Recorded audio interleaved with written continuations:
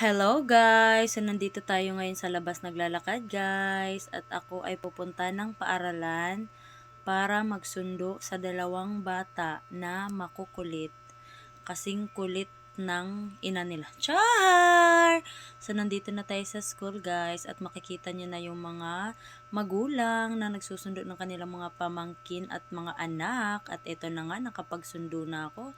Lakad na kami guys at ang embier na yung isang bata. Gusto laging nauuna. Para bang nagmamadali. Parang may lakad. Pauwi na nga.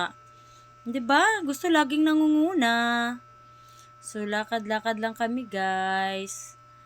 Pauwi na kami ng bahay. Yan o, yung bata na yun gusto laging nauuna. Si Ivan ba yan or si Ivan? Nalilito ako. Paano, guys? Nagmamadali kasi siya. Gawa nga ng may pera siyang natira, 6 pesos. Gusto niyang ibili dyan. Ayan, ang favorite ng mga bata na bibilhin pag may natira sa mga baon nila. Yung mga pagkain, 'di ba? Kung ano-ano lang na may mga laruan, tapos mga pagkain. Oh. Yan ang gustong-gusto ng mga bata ngayon. Alam mo yung panahon namin, walang ganyan eh. Oh, wala lang kaming pambili. So, pagkatapos doon, nauna na naman yung isa at na-embier na yung isa dahil siya walang 6 pesos, wala akong maibigay.